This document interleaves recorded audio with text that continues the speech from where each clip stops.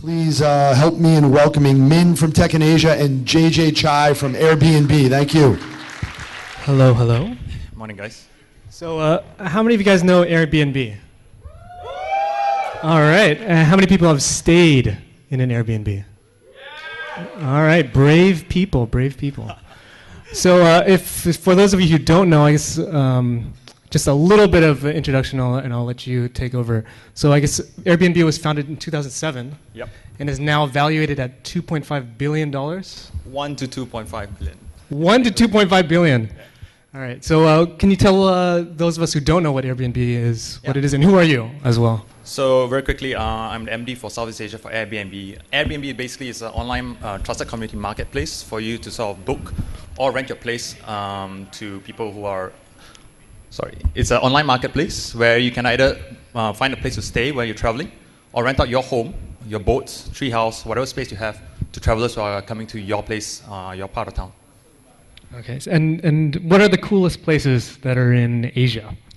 The coolest places in Asia, right now the typical places are, of course, Bali, the Phukets of the world, right?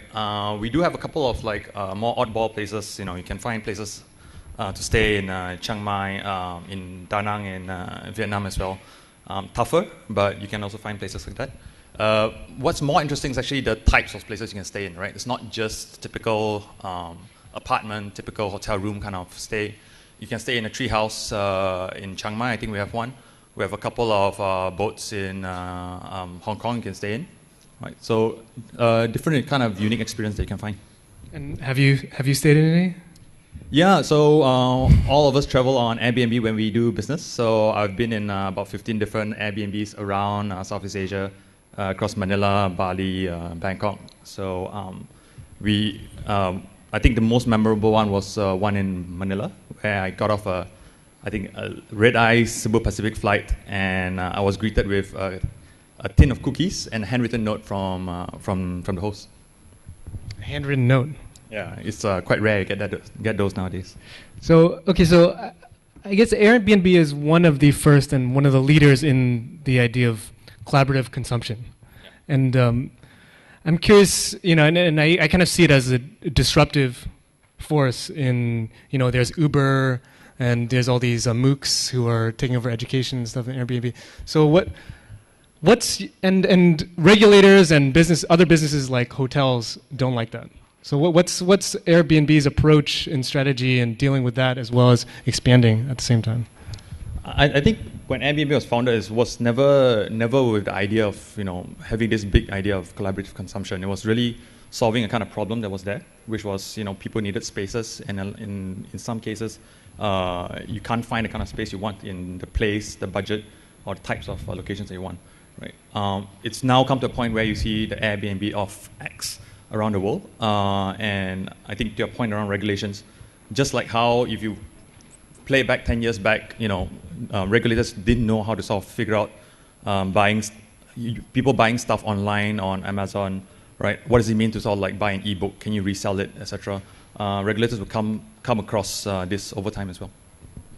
So, in July 2011, there was an issue with a host her house had been trashed. So how does Airbnb approach that? I mean, yeah. So especially in Asia, where in Vietnam, it's a dangerous place. Dangerous place. I like to think that when you think of the next guy who's traveling and might be dangerous, you are also the next guy. For those of you who travel, you are also that same person as well, right? In most cases, there's very little to really worry about. But I think, granted, in 2011, there was a very big case in the US where a home was trashed by someone who booked it for, I think, a party and so on. Since then, we've introduced a whole slew of trust and safety measures. There's about 40 different product features that we have. Everything from online profiles, LinkedIn and Facebook connectivity to host guarantee. So in places around Europe and the US, you're guaranteed up to 1 million for your home if anything untoward happens to it. What about in Asia? So we're actively trying to roll this out in Asia, and that's one of the priorities for us right now. Okay. And so how many places are in Asia actually? on Airbnb right now? So if you look across Asia Pacific, including Australia, we have got a choice of about 25,000 properties all across Asia. In Southeast Asia alone, about 7,000 or so. And what do you have any goals on how many places you want by 2015, for example? If everything went perfect. Yeah, I think if you look at it, it's not so much a hard number that we're looking at, right? I think what we're trying to go for is a lot more of quality, right? So hosts that provide the sort of Airbnb hospitality that you want, and it's less of probably growing in the markets that we're already established in, like Bali and a bit more of Bangkok, for example, but more of establishing ourselves in the segments where we're not really present.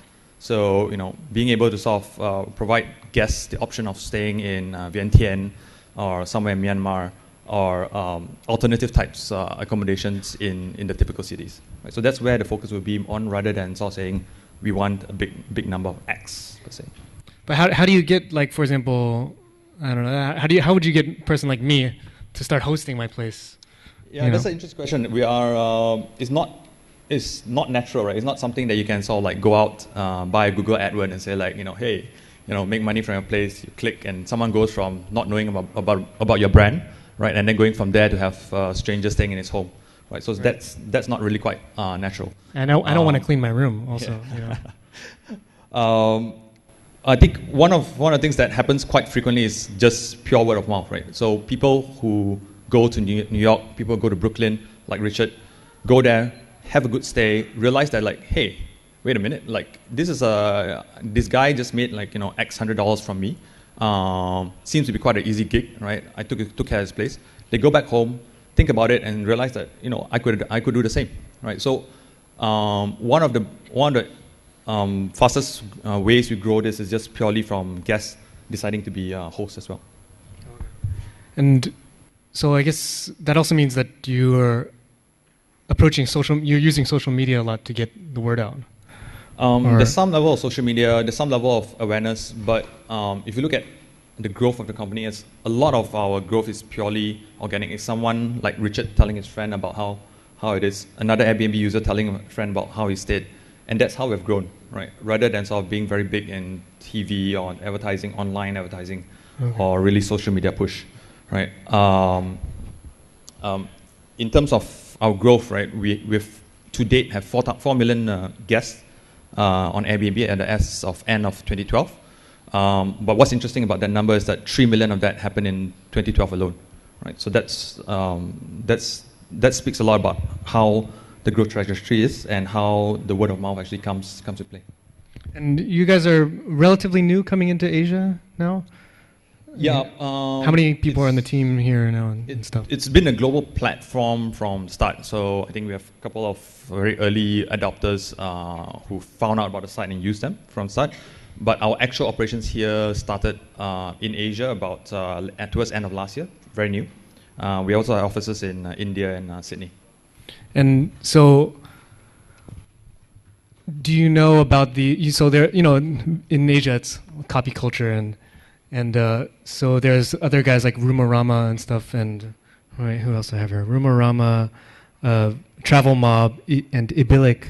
So, do you have any plans to acquire these guys? I mean, you acquired somebody in Europe, if I remember correctly.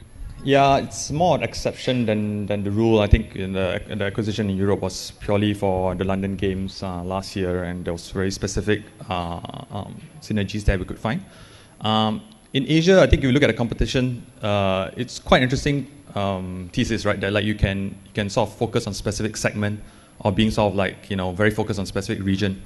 We feel travel is a lot inherently quite global, right? So it's a lot of value in trying to have a full range of properties across the world to stay in, and the full range in terms of budgets and types and uniqueness of properties as well, right? So it's interesting to see whether this kind of like more niche type focus can play out, but acquisition is definitely not on the cards. What if I gave you Apple's budget? Who would you buy? Apple's budget. Let me think about that. I think right now, if we sort of got a check for just $50 million, right, it's very clear that we'll spend every cent of that on the existing community rather than sort of focusing on a new acquisition. Right? Okay. There's so much more to be done with our existing community right now, so much more to work out in terms of the product and adjusting it for Asia as well as for to make the sort of product more seamless for travelers. What kind of adjustments are you talking about for Asia? I mean, how is Asia that much different from other regions in terms of? Well, I think the very simple, basic things come to just things like payments, right? Payments, not everyone has a credit card. Even you have a credit card, limits are different. Payout methods are somewhat limited in different parts of the world here, right? And then it comes down to things like having different types of languages and to be supported as well. So are you going to offer COD? No, there's no COD right now. I mean, one of the big elements of the trust platform on Airbnb is the fact that the payment is held by Airbnb until you check in after 24 hours, and then the payment is paid out to the host after check-in, right? So that ensures the host knows that there's a payment involved, right? And the guest knows that the place will be there when they get there. So are there any countries right now that are more actively using Airbnb or? From outbound perspective, or just from looking at users using, are more people using it in Indonesia per capita compared to? I'll speak more from the hosting perspective, right? We have more hosts in very typical places where tourism is strong. So in Thailand, we've got I think 1,000 over properties focused around Phuket, Bali, Koh Samui. In Indonesia, it's a pretty big market. However, very much focused on Bali being an international destination where there's strong demand for villas, strong demand for places to stay there. Okay.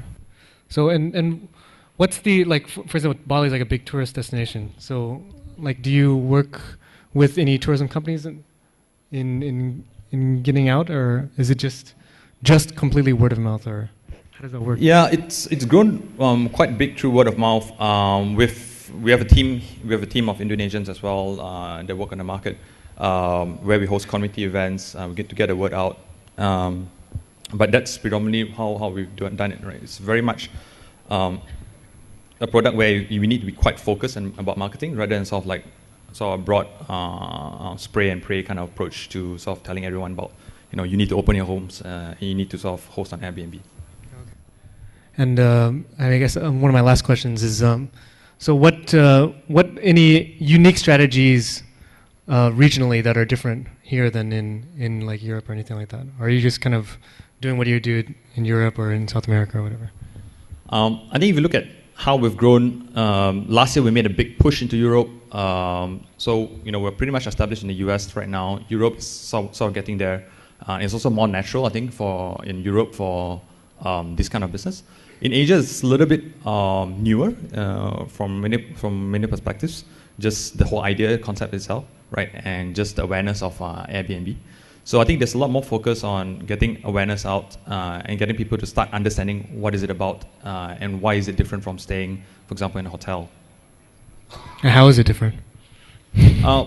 Well, I think is it that much better? I'll just tell it from a perspective of myself, right? So prior to this, I used to spend a lot of time on flights and hotels as a consultant. And one of the defining moments in using Airbnb for me was when I actually went to SF and I stayed in an Airbnb. So they get you there for an interview, you obviously stay in an Airbnb. At the point in time, I was just sort of, I saw a new Airbnb as it's a big company, it's growing, should be interesting. But that stay actually made the difference for me in terms of sealing the deal, and I really want to be part of this company. What happened was I stayed with an accountant and her roommate. Right, they had a spare room, they had a dog. All these are all pretty typical. And when I got there, they greeted me, they showed me where to eat, etc. And they found out that I was actually interviewing at Airbnb. When I checked out on the last day of my stay, I sort of made sure everything's clean, checked out, took my luggage. I gave them a call, right, to say hey, I've left the place, everything's good, the keys are there. at a point in time, I was so used to the very typical hotel checkout procedure where, every hotel you get out of, the first thing they ask you when you go there is all like, can I have a credit card and anything from the minibar? So do you take anything from me? So I was kind of, just waiting for her to sort of say, hey, is everything, do you remember to sort of put the keys, do you remember to close the door, lock the thing, make sure the dog's safe, etc. What was fascinating was that she said like, hey, oh, you're leaving already. How was the interview, right? How did it go? I was actually quite taken aback. Right? No, when you go around the world, you stay in these hotels, like no front desk will sort of like ask you about these kind of things, right? So that was for me a big defining moment because she did really so much care about like the keys and all. She was really wondering how I did in the interview and how I felt. For me, that was a quite defining moment in terms of understanding what Airbnb is really about. It's about the connections, it's about the people, right? Every once in a while, of course, there's always just the stay, but when the connection happens, I think it's pretty powerful.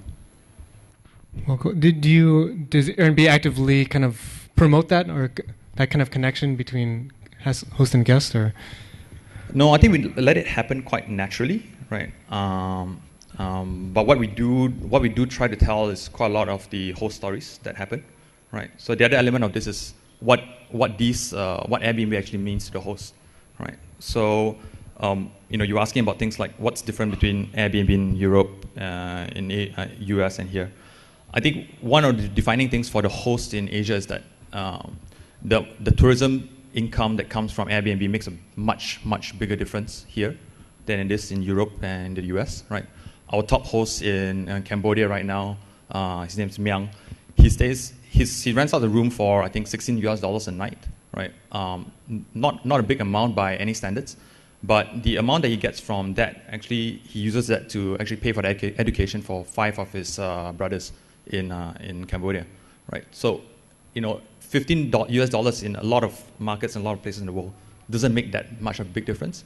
In Asia, I think for the host community here, it can really change people's lives. So that for me is a big element of what's different and what makes this a super exciting role as well. That's pretty cool. Well, I think we're out of time, so thank you so much for talking to us. And thanks.